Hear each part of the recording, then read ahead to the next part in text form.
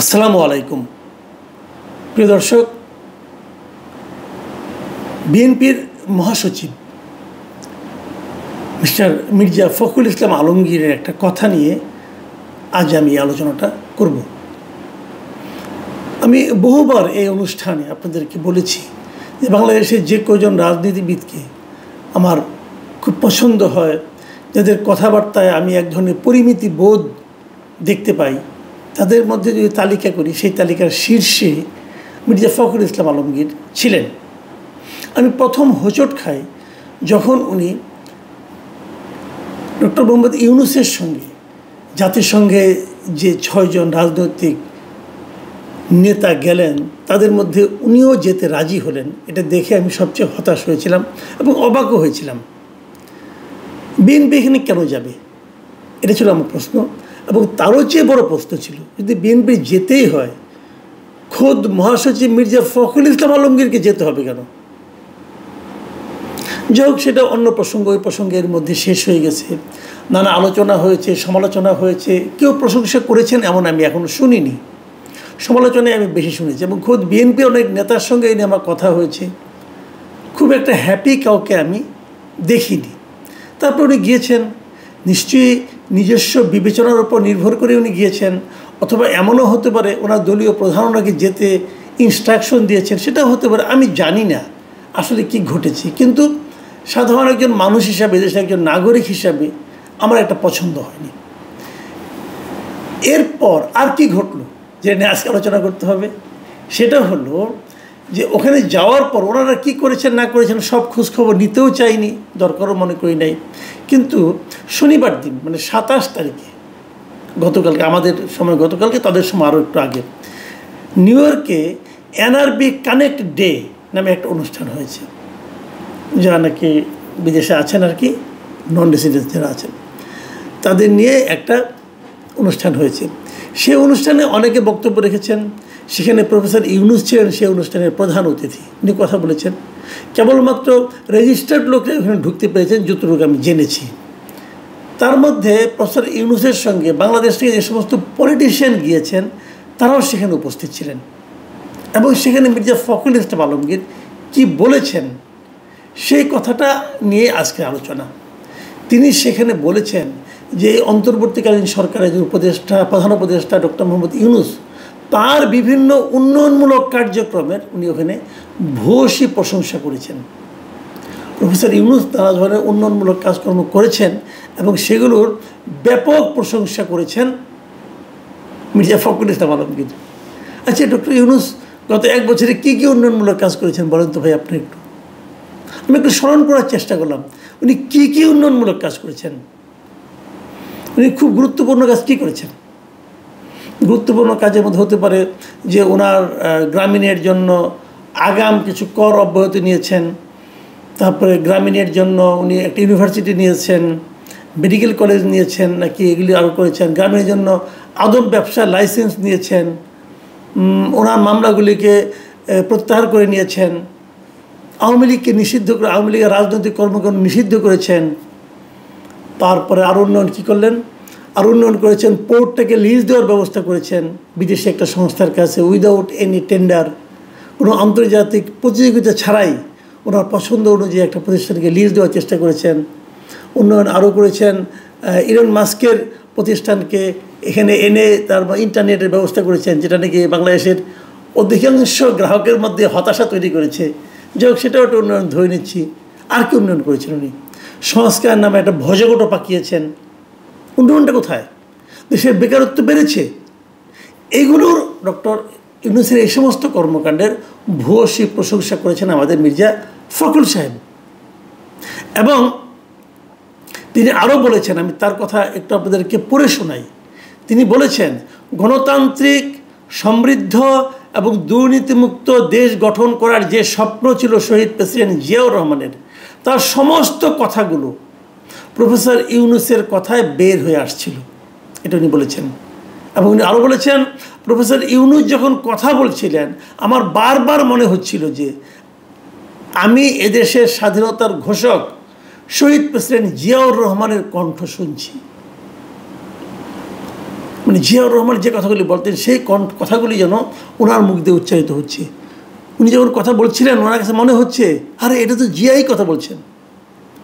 এবং উনি আরেকটা কথা বলি ওনার উচ্চারিত বাক্য, উনি বলেছেন ডক্টর ইউনূস দূরদৃষ্টি সম্পন্ন, দুনিয়া জোড়া তার সুনাম, তিনি দেশকে একটি কাঙ্ক্ষিত মানে দেখতে চান। এটি শহীদ প্রেসিডেন্ট জিয়াউর রহমানেরও চাওয়া ছিল। আমি ডক্টর ইউনূসের মাঝে আমাদের দলের প্রতিষ্ঠাতা শহীদ প্রেসিডেন্ট জিয়াউর রহমানের প্রতিচ্ছবি দেখতে পাই। মানে শহীদ প্রেসিডেন্ট জিয়াউর রহমানের প্রতিচ্ছবি উনি ডক্টর ইউনূসের মধ্যে দেখতে পাচ্ছেন। আর সমস্যাটা কি? তাহলে নির্বাচনের দরকার কি? বিএনপির তখন উচিত হবে ডক্টর ইউনূসকে প্রধানমন্ত্রী করার জন্য আন্দোলন করা, অথবা তারা যে সামনে নির্বাচনটা করবেন সেই নির্বাচনে ডক্টর ইউনূসই তো বিএনপির প্রধানমন্ত্রী ক্যান্ডিডেট হতে পারেন। কারণ যে ব্যক্তি এই দলটা প্রতিষ্ঠা করেছে তার প্রতিচ্ছবি যার মধ্যে আছে তিনিই তো তার দলের সবচেয়ে যোগ্য ব্যক্তি প্রধানমন্ত্রী হওয়ার জন্য, তারেক রহমান নয়, ডক্টর ইউনূস। কারণ আমি কখনো শুনিনি তারেক রহমানের মধ্যে কেউ জিয়া রহমানের প্রতিচ্ছবি দেখতে পায়। ডক্টর ইউনূসের প্রতিচ্ছবি দেখতে পাচ্ছেন ওনারা, এই দলের মহাসচিব ডক্টর ইউনূসের মধ্যে। মানে একটা দল, মানে আমি কি বলবো, উনি একজন রাজনৈতিক ব্যক্তিত্ব, ওনার মধ্যে উনি বিএনপির রাজনীতি করেন না, ওনার মধ্যে এরকম রাজনৈতিক দেউলিয়াত্ব কি করে ভর করলো আমি বুঝতেই পারি না। আর উনি যদি সেই রাজনৈতিক দলের মহাসচিব হন তাহলে সেই দলের মধ্যে কী অবস্থা হলো, এ দলের সাধারণ মানুষের মধ্যে রিয়াকশনটা কি জানেন? আমি আজকে বেশ কয়েকটা ফোন পেয়েছি, অনেকে আমাকে মেসেজ করেছেন হোয়াটসঅ্যাপে এবং আমার মেসেঞ্জারে, তাদের এই রিয়াকশনগুলো শুনেই কিন্তু আজকে আমি এই অনুষ্ঠানটা আসলে করতে বসেছি। আমি এটা দেখার পর সকালে আমি এটা নিয়ে একটা আমার যে চ্যানেল আছে এই কথা চ্যানেলে, এই চ্যানেলে আমি একটা মানে জরিপ দিয়েছিলাম যে এই কথাটাতে মানুষ কি মনে করে। মানে মিস্টার ফখরুল ইসলাম আলমগীর এই যে কথাটা বললেন এটা কি তার জিয়ার প্রতি ভালোবাসার প্রকাশ ঘটালেন, নাকি উনি ইউনূসের প্রতি ভালোবাসার প্রকাশ ঘটালেন, নাকি উনি ওনার নিজের দেউলিয়াত্বটা প্রকাশ করলেন। ৭৮% লোক বলেছে এই বক্তব্যের মাধ্যমে মির্জা ফখরুল ইসলাম আলমগীর নিজের রাজনৈতিক দেউলিয়াত্ব প্রকাশ করলেন। ৭৮%। মির্জা ফখরুল দেউলিয়া হয়ে যাচ্ছেন দলকে নিয়ে নাকি একা একা।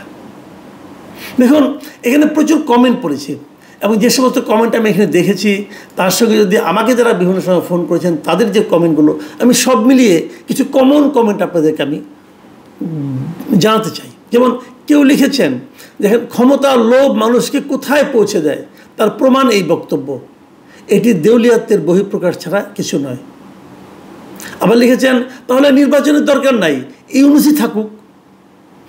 আরেকজন লিখেছেন দালালি বা চামচামির একটা লেভেল থাকে, ফখরুল সাহেব কোন লেভেলে পৌঁছেছেন, আমি সত্যিই খুব মর্মাহত। আরেকটা মন্তব্য, মির্জা ফখরুলের এই কথায় তৃণমূল বিএনপিতে হতাশার ছাপ পড়েছে এবং জিয়াউর রহমানকে ছোট করা হয়েছে বলে আমি মনে করি। আরেকজন লিখেছেন মির্জা ফখরুলের এই বক্তব্যের মাধ্যমে তিনি মহাসচিবের পদের মর্যাদা হারিয়েছেন। আরেকজন লিখেছেন যে মির্জা ফখরুল ইসলাম আলমগীর সাহেবকে আমি একজন জেন্টেলম্যান লোক ভাবতাম, কিন্তু ওনার মুখ থেকে এইসব কথা শুনে মনে হয় বয়স বাড়ার সাথে সাথে ওনার সেন্সলেস হয়ে যাচ্ছেননি।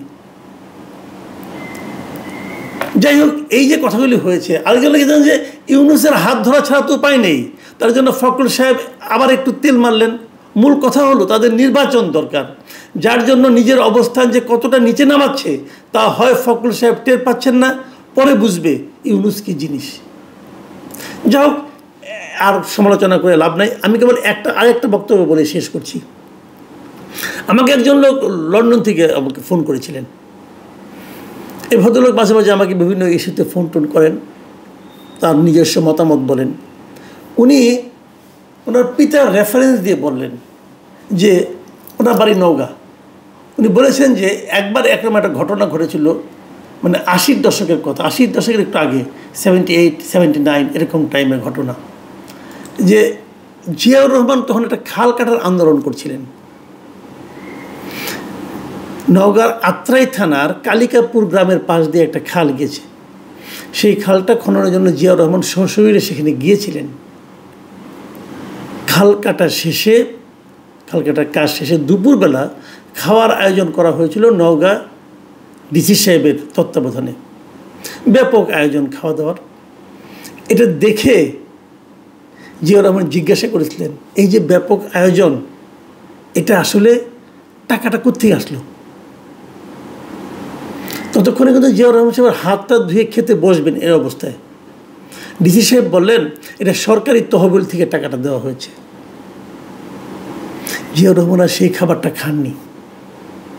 উনি কেবল বলেছিলেন যে সরকারি ফান্ডের এভাবে অপচয় করবেন না। এটা হলো জিয়াউর রহমান। জিয়াউর রহমানের যারা প্রচণ্ড সমালোচক তারাও কিন্তু বলবেন জিয়াউর রহমানের সততা এই পর্যায়েই ছিল। আর তার সঙ্গে আপনি তুলনা করছেন সেই ব্যক্তির, যে ব্যক্তি 104 জনের বিশাল বহন নিয়ে যাদের সঙ্গে সাধারণ পরিষদে গিয়েছেন। এদের পেছনে কী পরিমাণ বিপুল ব্যয়, এই ব্যয় কোত্থেকে আসছে? সরকারি ফান্ড থেকে আসছে। জিয়াউর রহমান যেতেন, মির্জা ফখরুল, আপনি জিয়াউর রহমানের সঙ্গে মন্ত্রিসভায় হয়তোবা ছিলেন না, আমি জানি না, আমার মনে নেই। একটু খোঁজ দিয়ে দেখেন না পুরনো নথি ঘেটে। জিয়াউর রহমান যখন জাতির সঙ্গে সাধারণ পরিষদে যে কেউবার গিয়েছেন, কতজনের বহন নিয়ে গিয়েছিলেন? এবং জিয়ার সেই গমনগুলো কি বর্তমানে চেয়ে কম আলোচিত, কম ফলপ্রসূ হয়েছিল? আপনি কার সঙ্গে কার তুলনা করছেন? এইসব প্রবীণ রাজনীতিবিদের সুবুদ্ধির উদয় হোক, এটুকু কামনা করা ছাড়া তো আমাদের আর কিছু করার নেই। প্রিয় দর্শক, এখনই পর্যন্তই। আল্লাহ হাফেজ।